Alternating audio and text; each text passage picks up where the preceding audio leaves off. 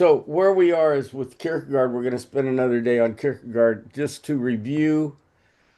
Uh, he speaks about three stages along life's way, and we talked about the first two are represented in his book Either or, which is probably his most famous book. And just to review, there's two guys talking. One of them is named A, and he represents the aesthetic stage in life, and the other guy is the judge who represents the ethical stage in life.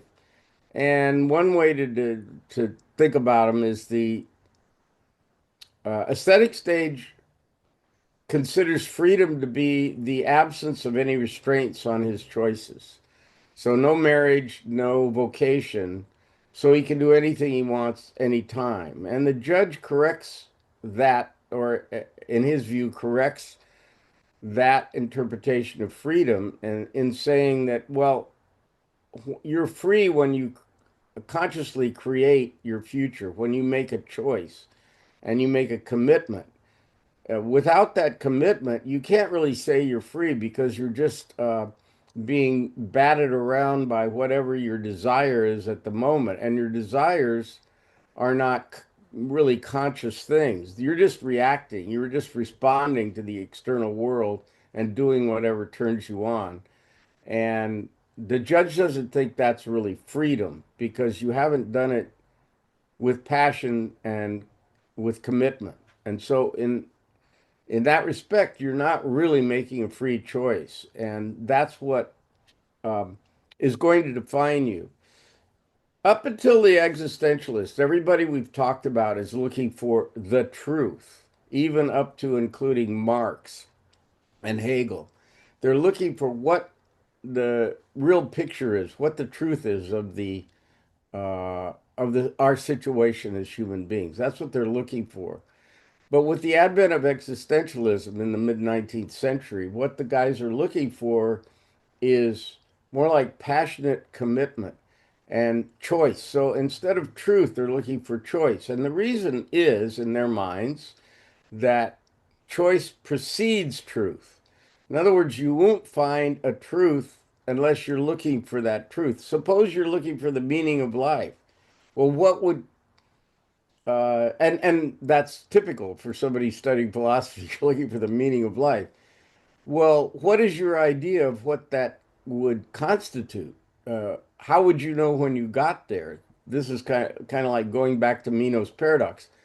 How would you know you found the meaning of life when you found it? And the existentialists are going to say, no, it isn't waiting for you out there. It hasn't already been established. There may be truths that are universal that you can know. They don't deny that. They're not like nutcases that deny the truths of science or something. But as far as your truth is concerned, and what is makes your life meaningful and truthful, that is preceded by your choices. And your choices will eventually lead to what your truth is. The statement that I've said before by Sartre is existence precedes essence. So your essence isn't waiting for you out there.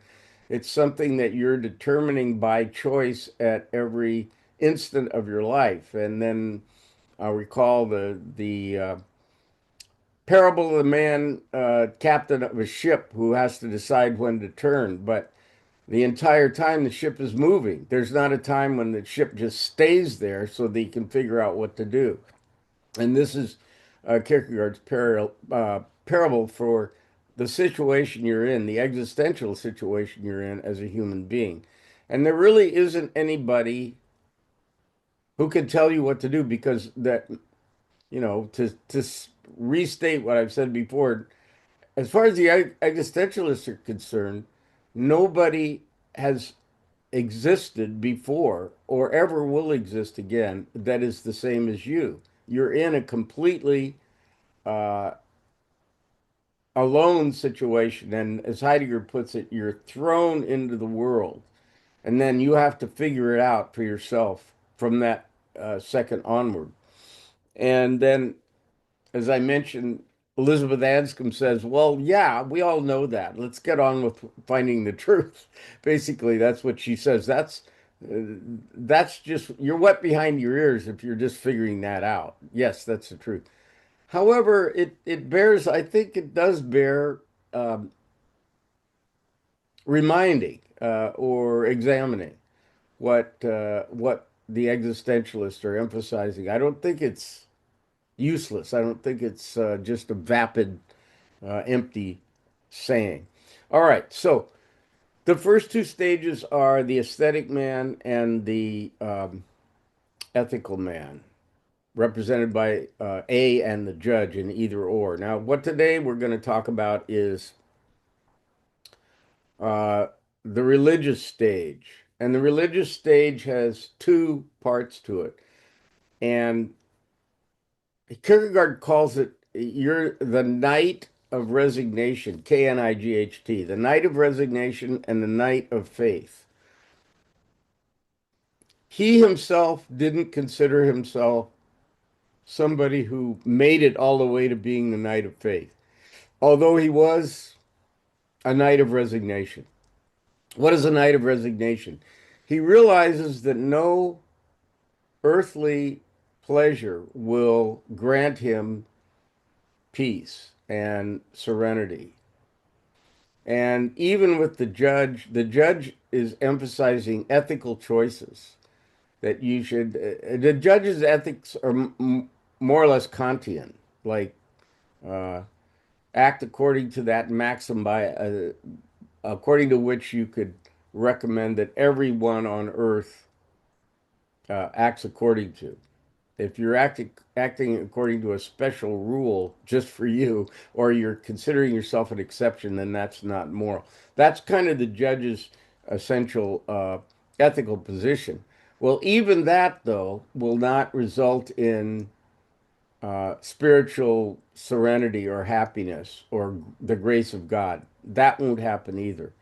That won't happen for the aesthetic man, and it won't happen for the ethical man. So, what this leads to, the end of the ethical stage, is what Kierkegaard calls the despair. He wrote a whole book on this called The Sickness Unto Death.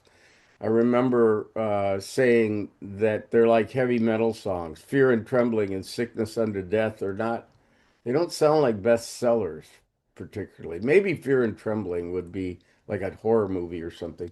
But so he writes a whole book about despair in Sickness Unto Death. And that's the despair is a fear of spiritual emptiness. And the answer to that despair is faith. And Kierkegaard, interestingly, doesn't consider himself somebody who's made it all the way to faith. So then, in the book Fear and Trembling, what he does is describe what he thinks faith is, and it's quite a bit more uh, terrifying uh, than it's normally presented. So, what is faith? And his idea faith is exemplified in the story of Abraham and Isaac. So Abraham and Isaac, before I get to that, let me say that the Abraham and Isaac story was very important to Kierkegaard because of his relationship to Regina Olsen. You'll remember when he was 27 or so, he fell in love with Regina Olsen. They got engaged, and it was a passionate love affair. And at a certain point, like Kierkegaard decided he couldn't go that way. He couldn't become a married man and just live a conventional life. He couldn't do that. And you can read this as an extension of the aesthetic man. In other words, remember, the aesthetic man didn't want to commit to marriage because it would limit his other choices. You could read it that way. You can read into what his decision was any way you want. You can say, well, he just chickened out. You know, a lot of us, when you decide to get married, you get cold feet. Oh my God, I can't do this. You can say that's what he did. You can also say that he made the aesthetic man's choice of, I don't want to be committed to one person. I want to be free. You could say that, but that's not, neither of those is what he said. And it's interesting what he said. Now I'm going to read you a I'd be interested. Let's see. I think I'm afraid that Anne is the only one here that's representing the fairer sex. No, no, we got Laurel. Laurel showed up, and we don't have Well, I showed up, Meredith. but I may disappear intermittently. There was apparently a skunk in the backyard at some point, and the dogs.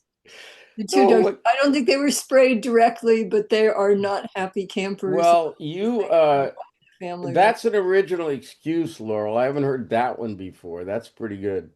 Well, Um, no, we had one who actually got skunked a few years ago, so I know they're around. But anyway, so I'm you trying don't to, want that. You don't want the dog smelling like skunk. no, Uh, well, they're locked in another room, but they're not happy with me. I'm not happy.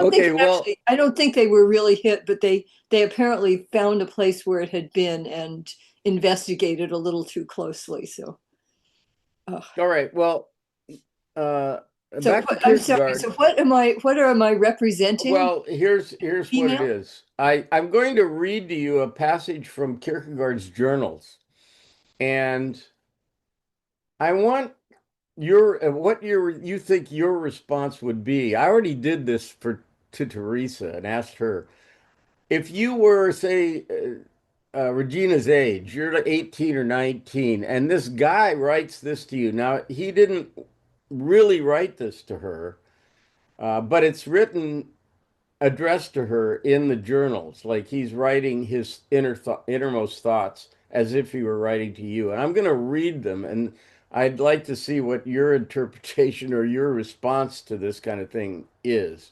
Okay, here he goes. You, sovereign queen of my heart, hidden in the deepest secrecy of my breast, in the fullness of my life idea, there where it is just as far from to heaven as it is to hell. Unknown divinity. Can I really believe the poets when they say that the first time one sees the beloved object, he thinks he has seen her long before, that love, like all knowledge, is recollection. This is Plato, by the way. He was quite familiar with Plato. That love in the single individual also has its prophecies, its types, its myths, its Old Testament. Everywhere in the face of every girl, I see features of your beauty. But I think I would have to possess the beauty of all the girls in the world to extract your beauty. I will throw everything away in order to become light enough to follow you. Now, suppose you had gotten this letter from a boy, what would you think?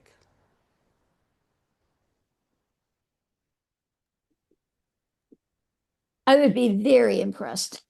Oh, you would. At I would 19? think the guy was an English major. Yeah, I mean, uh, I don't know. It seems I, I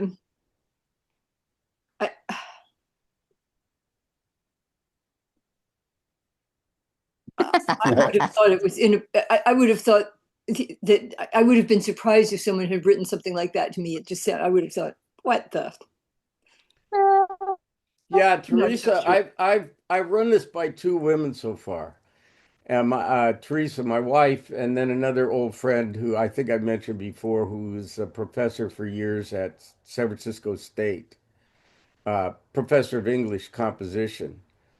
And they both were, Teresa said, I don't like the part where he compares my face to everybody else's. My face should be the only one he ever thinks about and thinks is Yeah. real.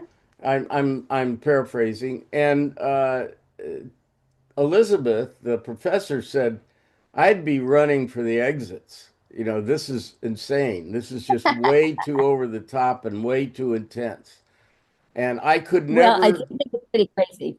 I do what's think it's that? crazy. I think it's pretty crazy. But, there were a couple of crazy guys that I was pretty smitten with in my adolescence. Like, I mean, certifiably crazy. Okay. So I'm just being truthful. No, that's what we want. Uh, Yeah, I think I don't. Someone a long time ago gave one description of me, a somewhat um, colorful, overdone, and I thought, yeah, right. Um, on the other hand, he was a colorful person, and I suppose it fit. But um, but no, I would have. Yeah, I don't know that I would have been running for the exits, but I would have sort of said, "Ha, right, yeah." Well, anyway, this is Kierkegaard talking, and this is the kind of passion that Kierkegaard had for Regina.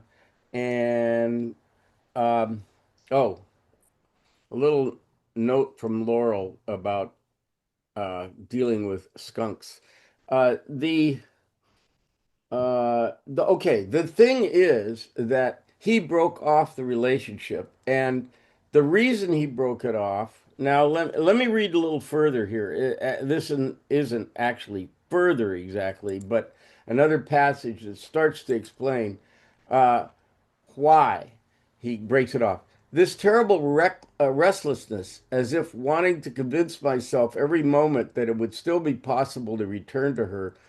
Oh God, would that I dared to do it. It is so hard. My last hope in life I had placed in her, and I must deprive myself of it. How strange. I had never really thought of getting married, but I never believed that it would turn out this way and leave so deep a wound. I've always ridiculed those who talked about the power of women, and I still do, but a young, beautiful, soulful girl who loves with all her mind and all her heart, who is completely devoted, who pleads uh, how often I've been close to setting her love on fire, not to a sinful love, but I need merely to have said to her that I loved her, and everything would have been set in motion and to end my young life. To end my young life is kind of a weird way to put it. Okay, I'm not going to continue, but what what he says that he's doing to himself, how he explains it, is that I think there are two elements to what he says. One is that he wrote a book called Purity of Heart is to Will One Thing. And this one thing is devotion to God. So he feels like Augustine that any kind of earthly love is going to direct his mind away from God, which is the way it should be directed. I think he feels that passionately. At the same time, he feels that he doesn't want to subject Regina to his kind of uh, focus on the eternal and focus on God. He sees it, I believe, as a choice between the eternal and the temporal, the religious and the secular. And to marry her and really be devoted as a husband is to accept the secular life. And I don't think I've ever had to make such a choice.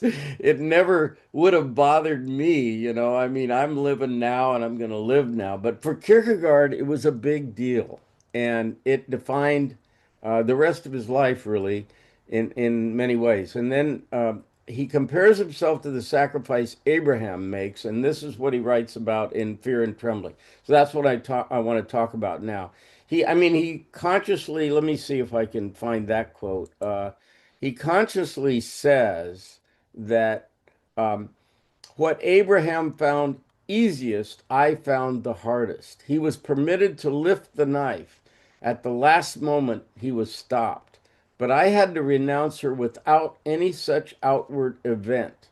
He got his Isaac back. I didn't. So this is not my interpretation. It's his own interpretation of sacrificing his love for Regina in order to pursue spiritual purity. This is his interpretation. So since the whole book of Fear and Trembling is his, it's one of his many, but it's the main description of what he believes Christian faith to be. I'm going to spend some time on that.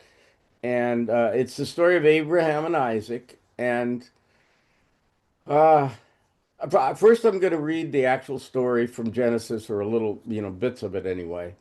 And then I'm going to talk about how he interprets this story, which is very. I mean, I don't know how many of you went to Sunday school or synagogue, uh, but Abraham is not a minor not a minor character. He's the father of three religions, Islam, Judaism, and Christianity, and all of them trace their origin back to Abraham.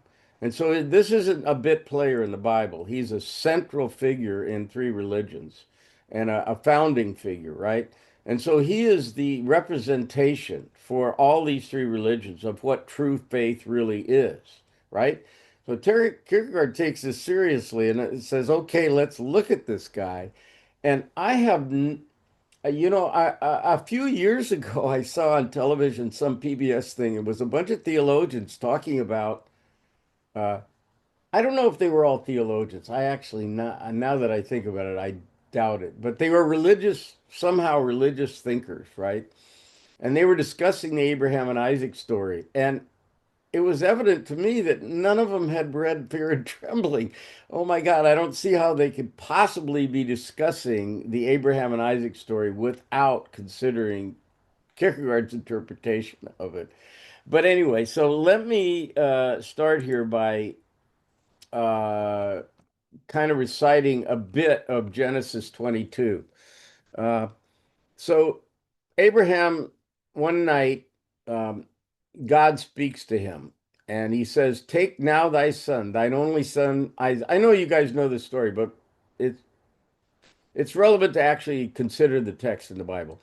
Now take thy son, thy only son, Isaac. Well, by the way, at this time in his life, Abraham was 100 years old.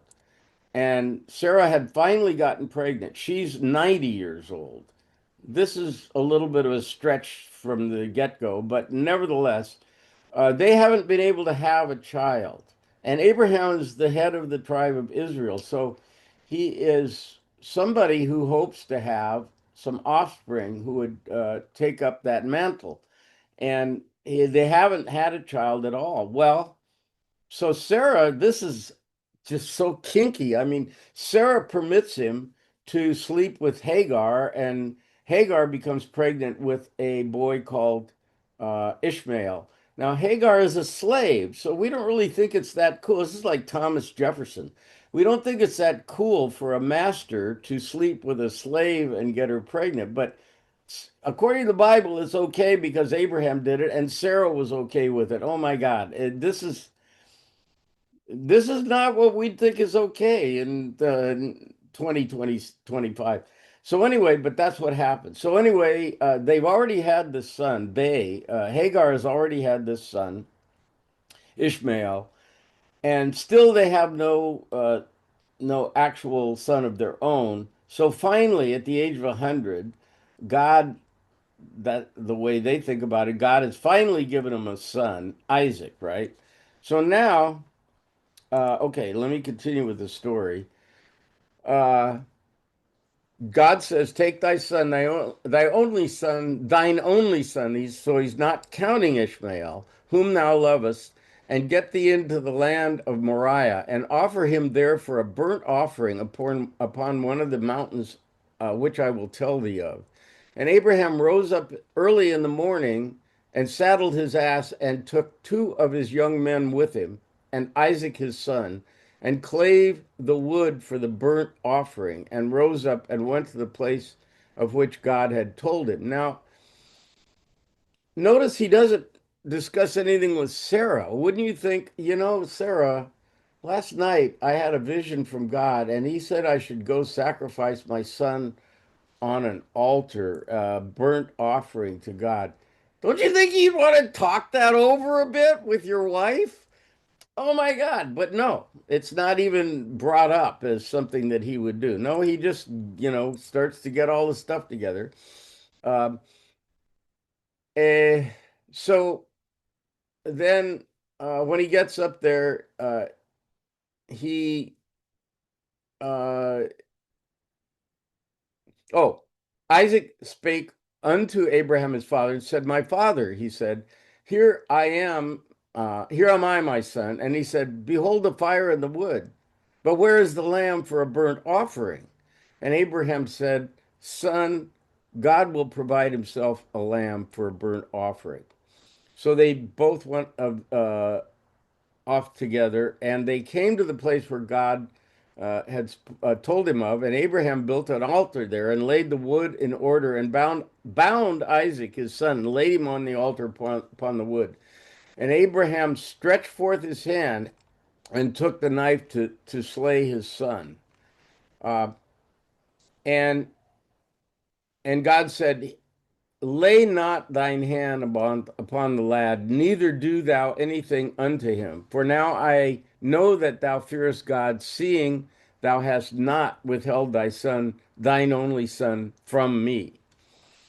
All right. So this is always taught in Sunday school as look how faithful he is. He's so willing to abide by God's word that he's going to sacrifice the most important thing to himself in life, and that is Isaac. And we're supposed to think, wow, that is so impressive. I could never I could sacrifice, my even sacrificing my dog would be a step too far, I think. Maybe I'd sacrifice, I'll give him some money in the offering plate. Will that do? But no, here's a guy who's willing to kill his son. And this is I'm not making this point. This is the point Kierkegaard makes. Uh, Wait a minute. That is just insane. It's not uh okay. His phrase for it, Kierkegaard's phrase, is the teleological suspension of the ethical. And you'll remember the word teleological from our ethics discussions. Teleology is the study of the results. In other words, when we're doing ethics, we if we consider the results as opposed to the principle involved, then we're considering the teleology of the ethics. So John Stuart Mill is the one we discussed who considers what are you trying to accomplish here? And Kierkegaard calls Abraham's act a teleological suspension of the ethical because if Abraham had, in real life, if he had actually done this and gone back to his tribe and gone back to his wife and told them, well, God told me to do this, what would they think? There's no possible way that either Sarah or any of the rest of his tribe would say, "Oh, right on, Abraham. You did the right thing. You." No, they'd think you're out of your mind. You're crazy. That was a horrible thing to kill your son. Nobody would have thought other than that. And Abraham knows this. So imagine if you were in imagine if you were sitting in church and the minister gave a sermon on this story, and so you went home and killed your own son. What would you tell to the police? Well, God told me to do this.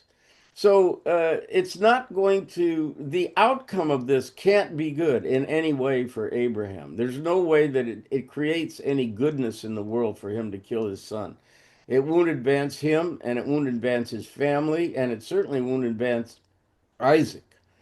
And so Kierkegaard compares Abraham's actions to those of Agamemnon.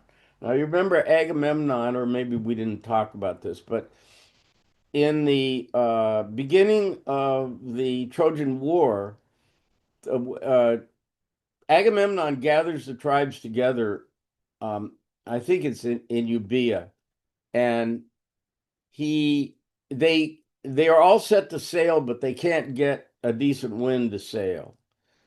They're waiting and waiting and waiting, and finally the priest of Artemis, I believe, comes and talks to him and says, "You need to make a sacrifice." So Agamemnon sacrifices his daughter Iphigenia to the god Artemis, and the winds turn around, and he gets wind to sail to Troy. So Kierkegaard compares Abraham to this, and he said, "Well." Uh, there was no, in Abraham's case, there was no outcome that he expected to be good from it. In other words, Abraham got a deal. He's okay, well, it's a pretty serious sacrifice, but you're going to get your wind to sail to Troy. Abraham wasn't promised anything. There's no quid pro quo. God doesn't say, if you do this, I will, make you be fruitful and multiply. He doesn't ever say that. There's a teleological suspension of the ethical in the sense that he is just going to obey God. He is just going to obey God with no foresight and no promise of anything to follow.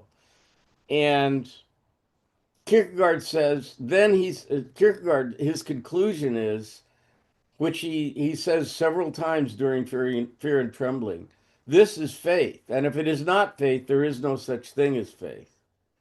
Now, that's a pretty severe definition of faith, that you are willing to sacrifice for no reason, for no earthly reason whatsoever.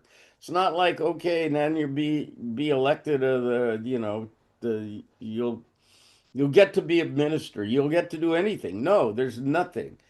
Uh, and it's an absolute faith that God is going to direct you in the right way. And so it's basically psycho. It's psychotic. There's absolutely no human justification for your actions other than your faith. Yeah, Peter.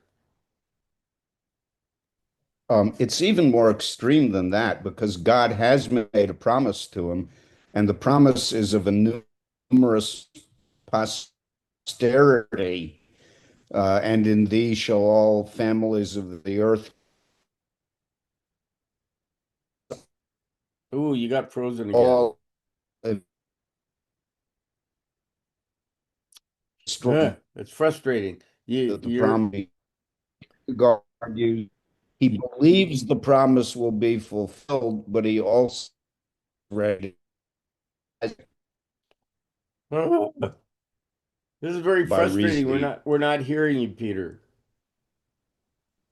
I'm sorry, I had a feeling maybe you weren't. Uh, Let's see if Andy can fix it, but it's okay if you can't. Can you hear no, him now? Can you hear me? I want to hear yeah, I heard you. Uh, Okay, well, what you're saying, Peter, lean over this way. Okay, I'll lean over. Um, in a way, it's even worse than that there's no reason to sacrifice Isaac because God has promised Abraham he'll have a numerous posterity, and in thee shall all families of the earth be blessed. And the only legitimate child he has is Isaac. So if he kills Isaac, it certainly looks in every rational and empirical way as if he is destroying the possibility that the promise would be fulfilled. And Kierkegaard says, but he believes the promise will be fulfilled at the same time that he believes he has the duty to sacrifice Isaac. And that's absurd, but he believes by virtue of the absurd, that you can't get much farther than that, but that's what he finally says. the right, the difference that I think Kierkegaard's making between Abraham and Agamemnon is that Agamemnon actually carries out the sacrifice and Yeah. gets his reward. Whereas, as you say, the absurd thing is that Abraham gets the reward, but he doesn't carry out the sacrifice. Whereas Kierkegaard, remember, this is all reflected in Kierkegaard's own self understanding that he has sacrificed Regina, and with the faith somehow that it will all be returned to him, but it never is. And he's aware of this, that it isn't, it, he doesn't get Regina back, nor does he get anything to replace her, basically. So the religious stage in Kierkegaard is he separates it into two stages. One is the night of resignation, and the other is the night of faith. And the night of resignation I just mentioned is the idea that you um, know that nothing on earth will satisfy your religious longing and quest. You know that, and you're resigned to it. That's why you are the night of resignation. However, the night of faith, somehow the night of faith gets, I'm not sure what he gets, but his faith allows him to have his life returned to him somehow, all the goodness returned. It's not clear that to me that Kierkegaard thought Regina would actually come back or anything like that.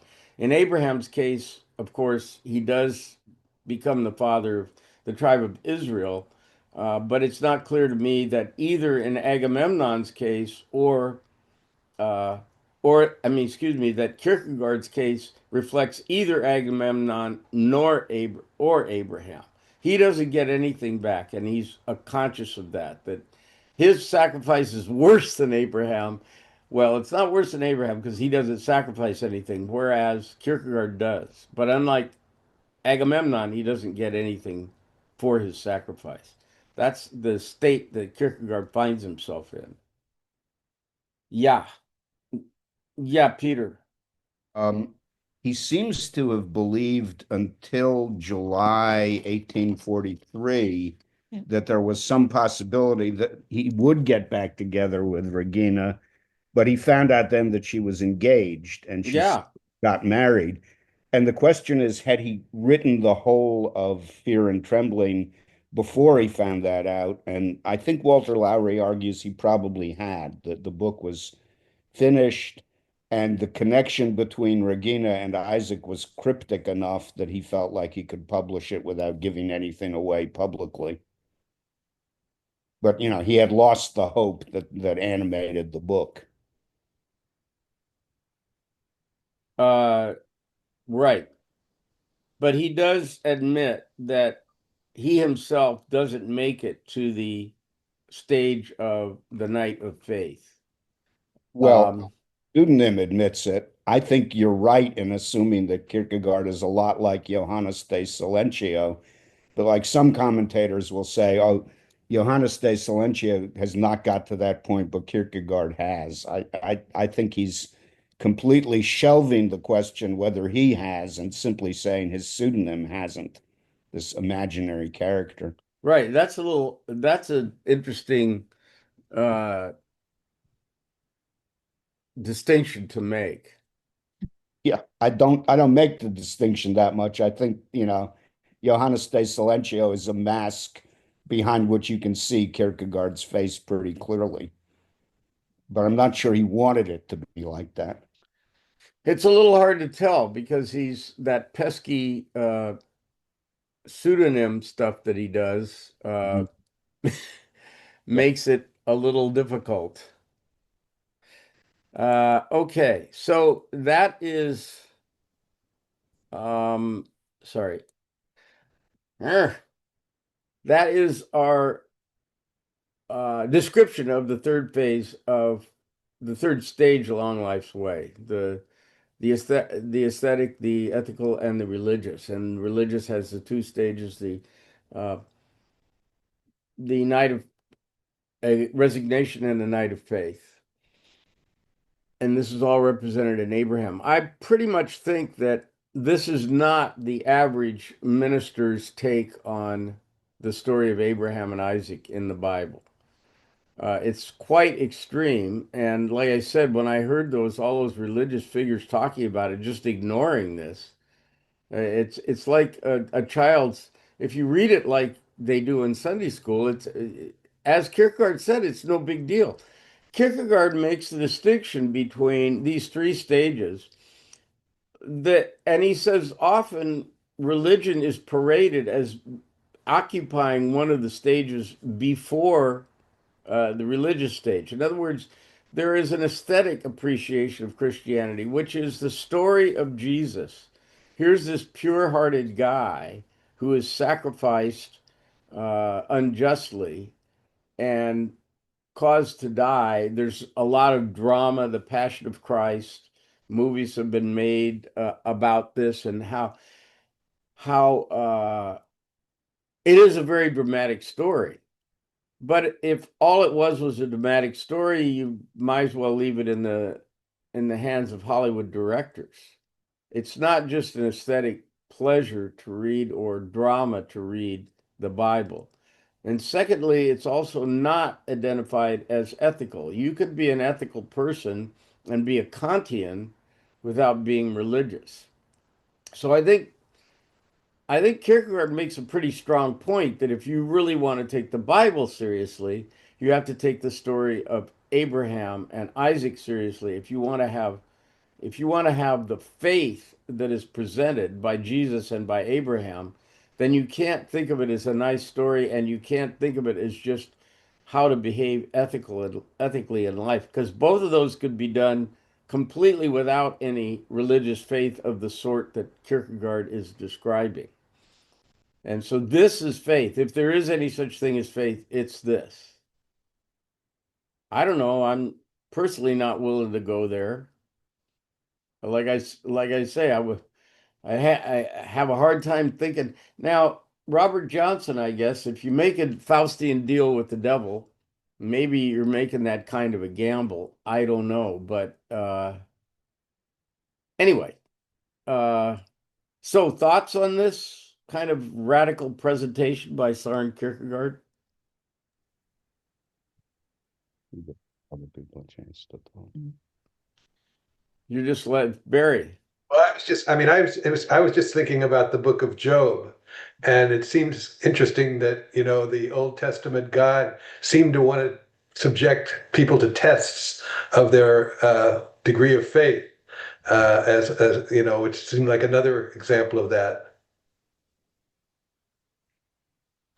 Right, and the whole covenant that God has with the people of Israel is a test of their faith, and they're continually tested. Um,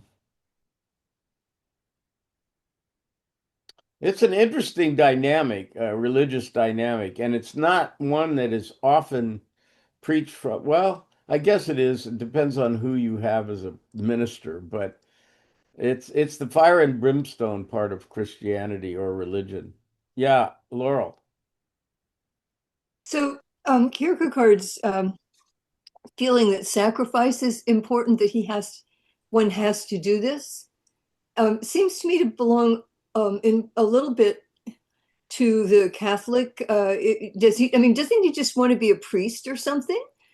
Is he? Augustine sort of saying you that women are a distraction from the life of serious religiousness. I mean, maybe maybe he has a vocation that he can't fulfill in some way. This is it. I guess the other thing that strikes me about this is that it's a very masculine or man oriented way of thinking about it.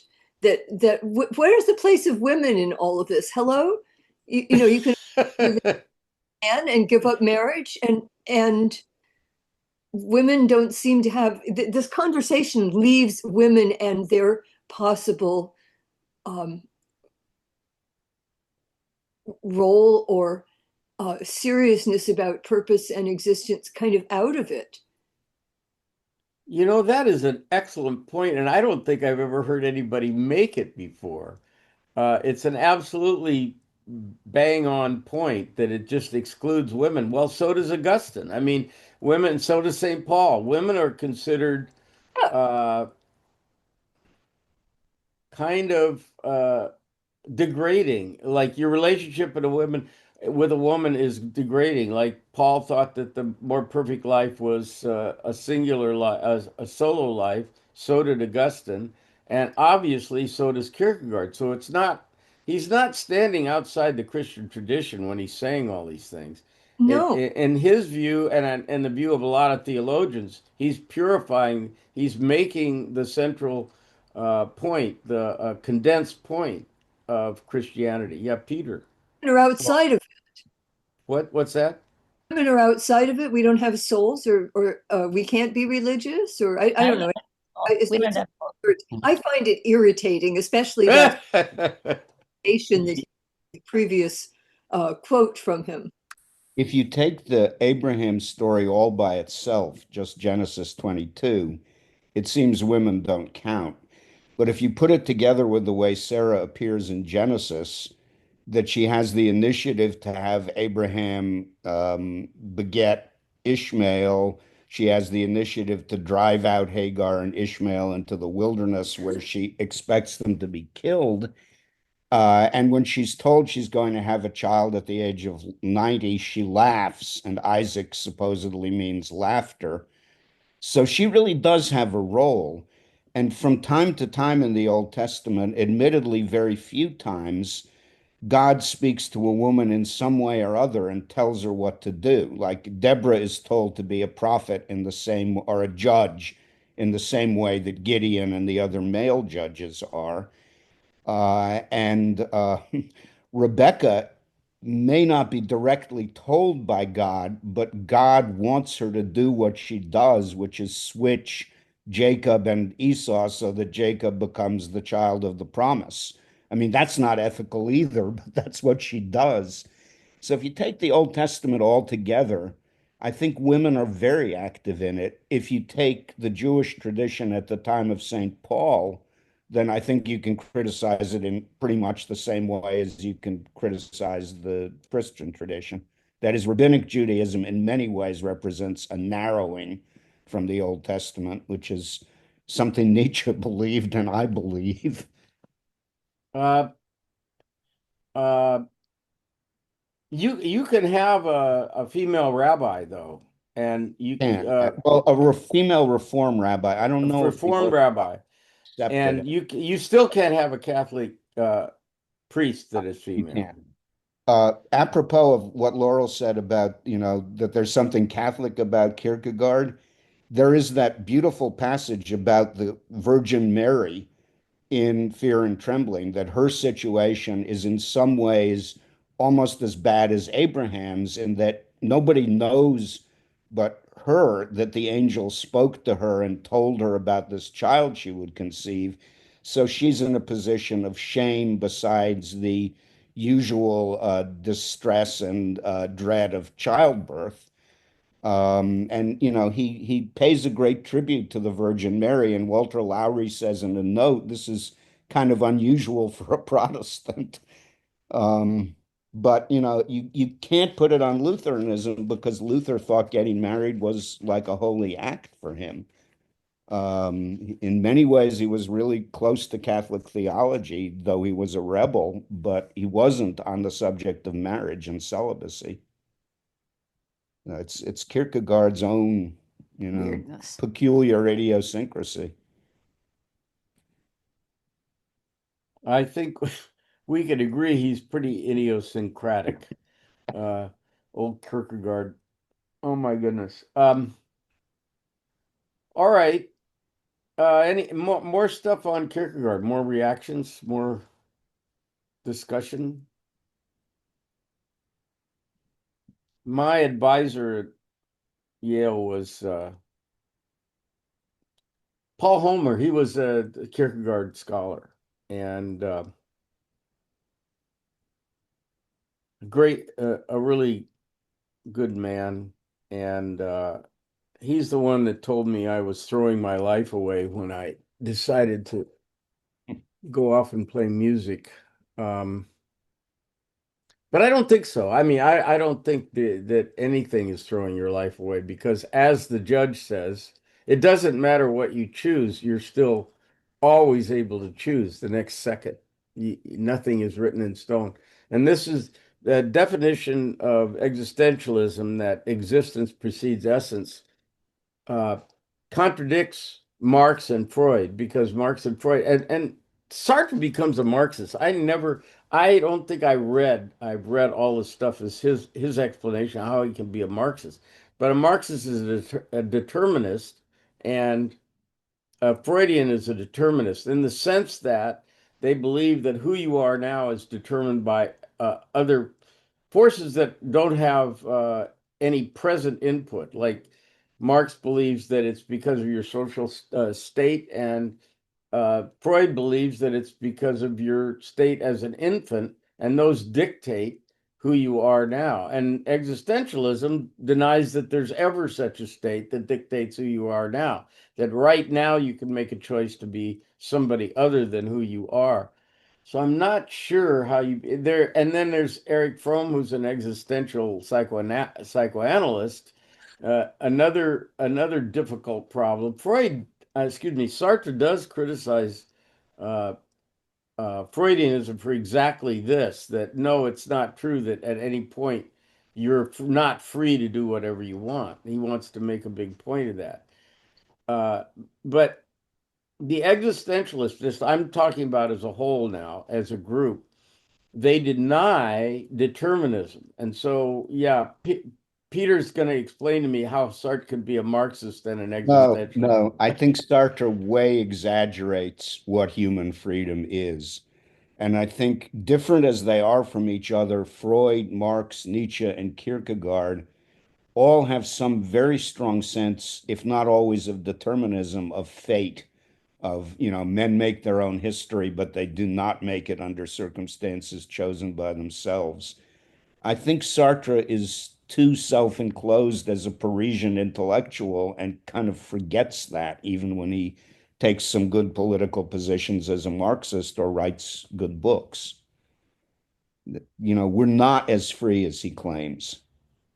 Well, another way to look at this, and that, by the way, this is why, well, I believe the reaction to all the things we're discussing right now is why we have something in the 20th century called the Vienna Circle and logical positivism. But we'll get to that. Anyway, um, another interpretation would be Nietzsche's, that you can accept any system of thought as an experiment. Remember, you're going to live as an experiment. Your life is an experiment. So you can try them on like a set of clothes. You can say, well, do I look good in this suit? And you could try on existentialism, or you could try on Marxism, or you could try on Freudianism and live as a Marxist, or live as an existentialist, or live as a Freudian or a Republican, whatever. You could try on those clothes as an experiment, and that's the way that you grow. But the moment you, well, I guess there's a contradiction there. If you are really going to try on the clothes, then you have to accept it wholeheartedly. But um, the idea with uh, Nietzsche is definitely that no system could possibly encompass all of reality. It's just flat out impossible, or even a very small part of reality. So that if you really wed yourself to one interpretation of everything that's going on, you eliminate all the other infinite possibilities of what is going on. What other narrative has relevance to you? So you could look at it that way, that you could try on Marxist as an experiment. And so in that way, I can kind of see what Sartre was up to. Does anybody, from Ann to everyone, you are hysterical. I'm not sure how to take that. Uh, Hey, Doug. oh, to Oh, Doug. Oh, it okay. was to Doug. I'm Yeah. sorry. Uh, what did he say? I missed it. Well, you got to look at the comments. Yeah, okay. The. Yeah, well, that's Bob Dylan. No, no, keep going. Keep going. Oh, yeah, this philosophy make my ass look big. Um,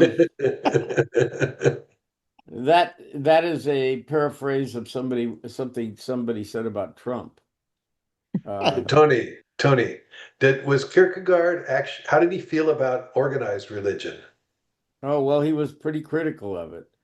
He thought that yeah, all it was like very similar to Nietzsche's criticism. It was just an enforcement of middle class bourgeois values. It wasn't the church as it existed wasn't really, as Nietzsche would say, it wasn't really godlike. There was nothing godlike that was being practiced in the church.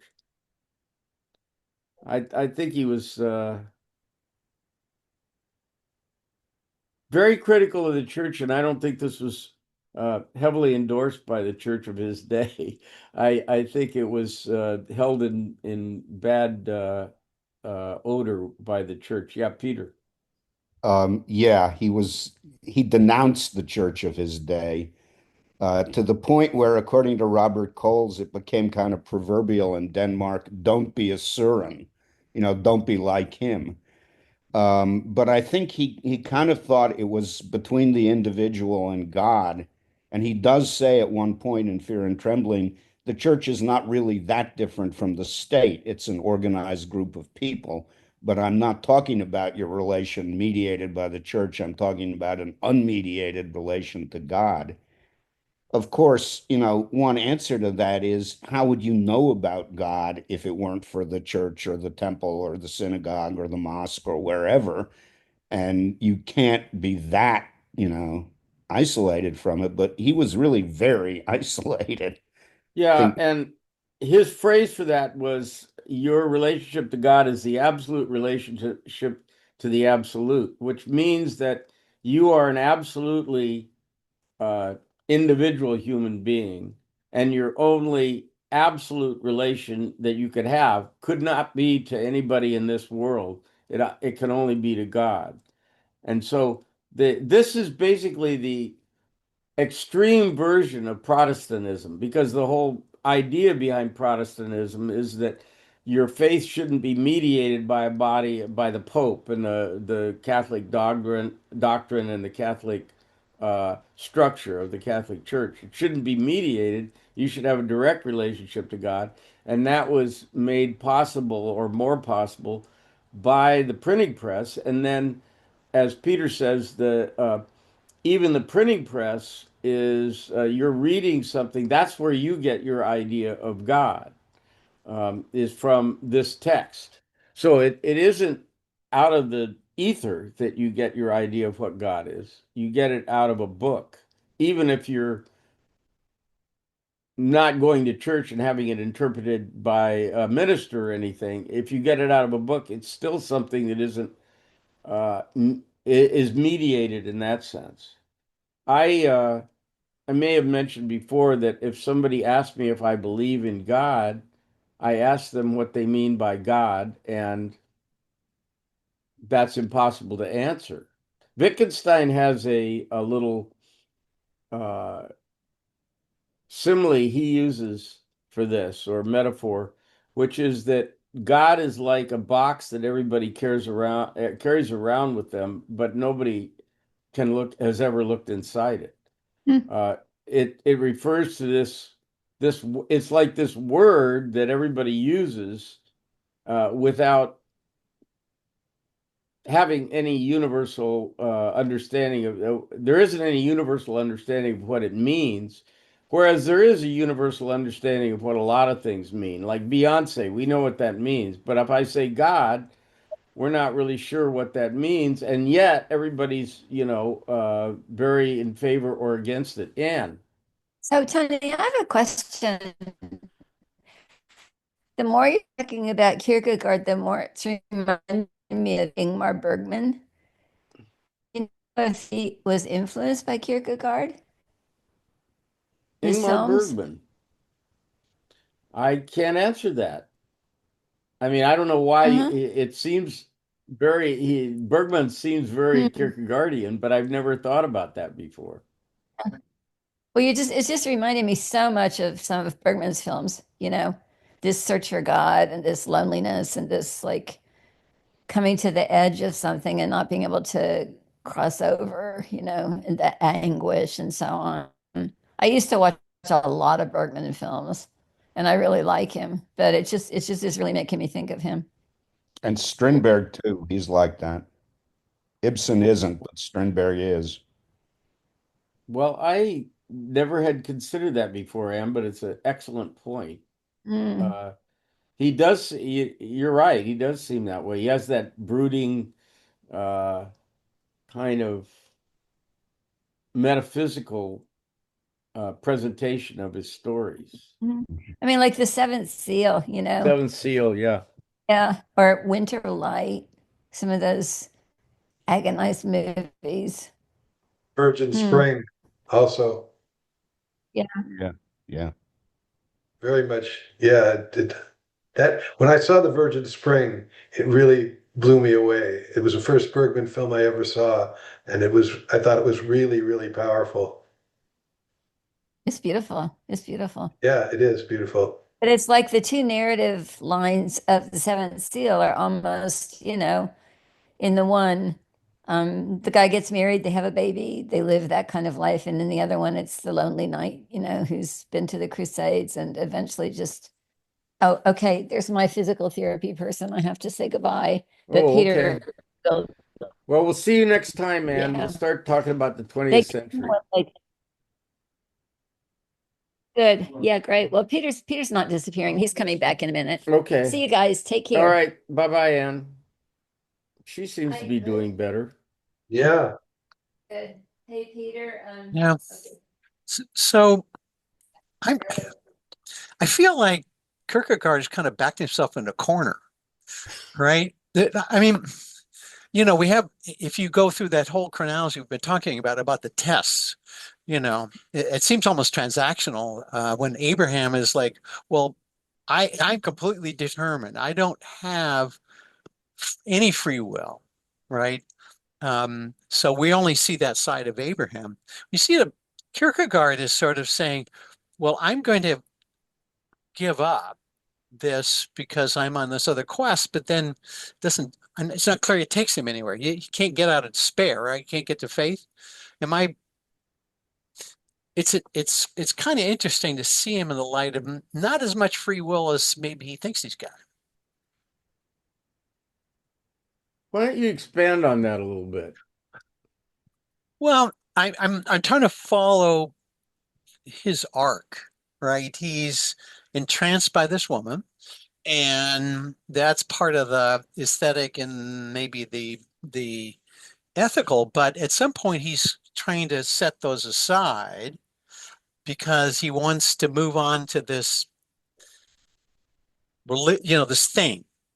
It's sort of like it's over here, kind of like, and in that way, when you think about Abraham's sort of saying, well, I'm going over here, forget all the rest of that stuff. Forget about Isaac, forget about Sarah, forget about, I've been promised I'm not even sure what I've been promised, but I'm over here, I'm divorced from the world in that decision, right? I'm clearly not.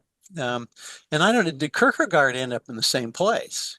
He's divorced from the world, but he's not sure I'm not sure where he gets to the end. I don't know if I'm seeing this right.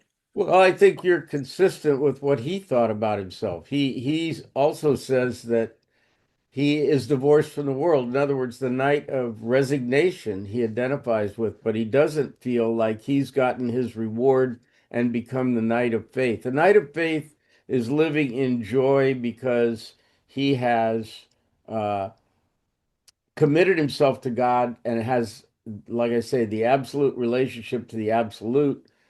And that has taken the place of all the things that he aspired to previously. But now he's sacrificed Regina and he doesn't get his reward. That's the way he describes it. Peter, yeah. Just to get back to Abraham for a second, Kierkegaard says that if, when he took Isaac with him to sacrifice, he had not loved Isaac, or he had even loved Isaac less, or were, relatively indifferent to Isaac, the whole paradox would lose its meaning. That's He right. had to love him as much as he ever loved him and still be ready at God's command to plunge the knife in him. Also, And that is why he says it by reason of the absurd. also, Yeah, go Peter, ahead. along the same lines, you can't, sometimes you hear people interpret this story as being Abraham had faith that God wouldn't really ask him this. But I that know. again, that just destroys the paradox. He has to fully believe that he's going to have to kill Isaac. He has to believe that, or else it isn't a story of faith. It's a story of wink, wink. I'm not going to really make you do this. So don't worry about it. Just go up and go through the charade, and I'll save you. If that is the story, and Kierkegaard makes this plain, if that's the story, it's not a story about faith anymore. So that you have to be willing to do this really radical, horrible thing in order to uh, it's not to prove uh, To do it's God's will. it's that leap. If you're willing to do that because God told you to, then you have achieved the level of faith that Kierkegaard is aspiring to. And he doesn't claim that he has ever reached that state. It's some crazy stuff, but I think it's fair. I mean, I think all of Kierkegaard's interpretations of this story are fair. I think they're fairly put to the Christian or Judaic or Islamic traditions. I think those are fairly put. And rather than the Sunday school version that we all get, like, oh, you were willing to sacrifice your, pet hamster. Uh, that's not really what's going on here. And the wink isn't going on either. There's no God tipping his hat to, tipping his cards to Abraham and showing him that it's not really going to happen. There's So Tony, is it to what Neil's saying? Is Kierkegaard sort of a transitional figure in the sense that he's certainly, a part of the existential line of thought, but he's not gone fully to the point of realizing that God is not necessary.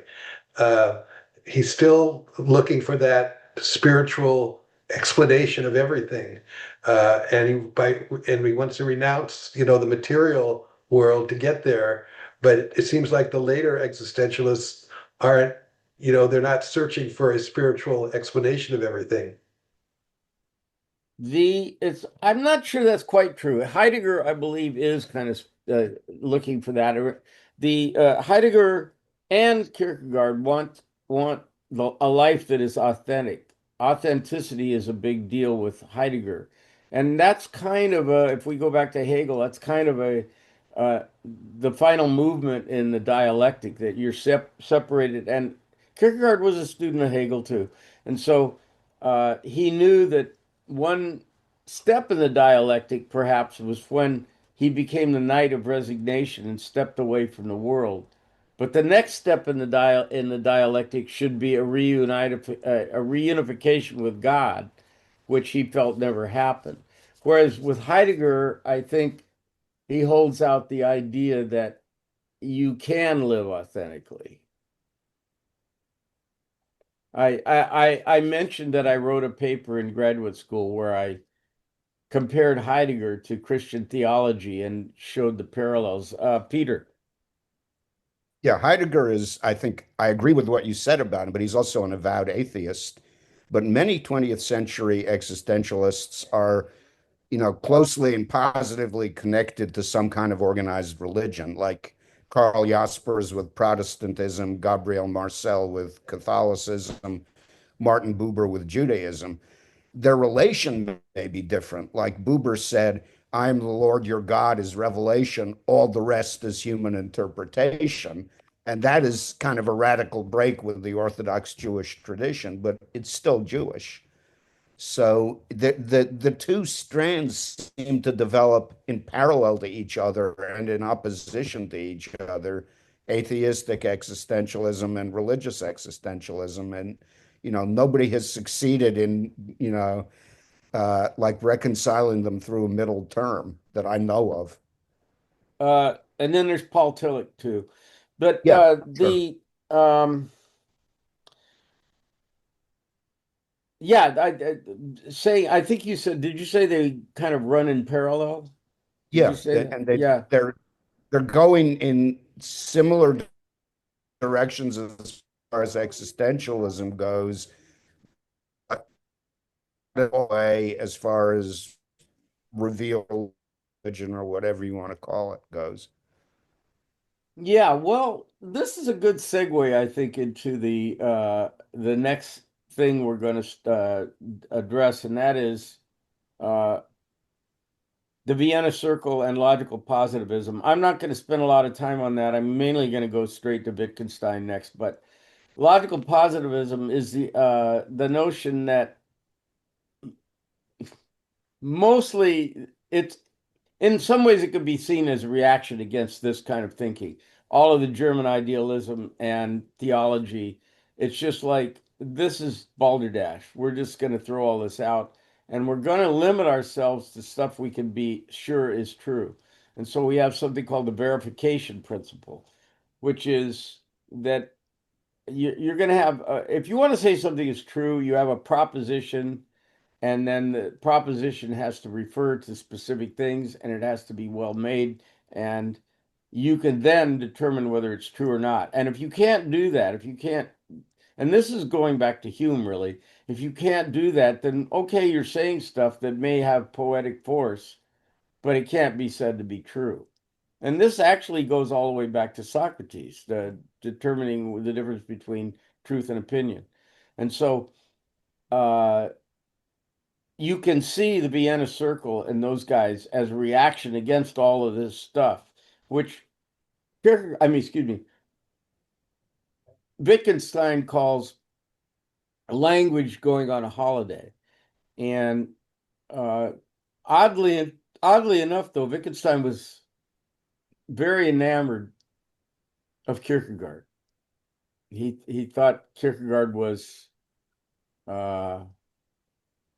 very deep. In fact, I think at one point he says he's too deep for me, and he doesn't mean that sarcastically.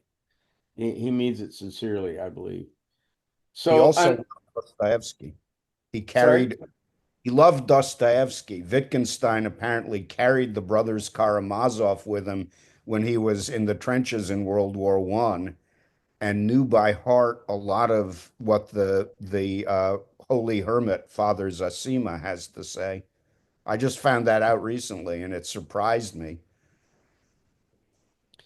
Uh, Wittgenstein's a surprising guy, and when I took my first Wittgenstein class in at Pomona, everybody in the class, except the professor, perhaps, thought that this was nonsense. This was at best irrelevant, and we'll see if we can make the case why it isn't. I'm not sure I can make that case, but I will do my best because I think he's um, one of the real important guys in Western thought. So we'll call it a day here, unless we have more comments, more input. This has been pretty good today. Peter's been very helpful. Uh, and anybody else? All right, then we will see you on Tuesday, and we'll talk a little bit about Ludwig Wittgenstein, I think. Thank you, Tony. All Thank right. Thanks, you. Tony. Okay, guys.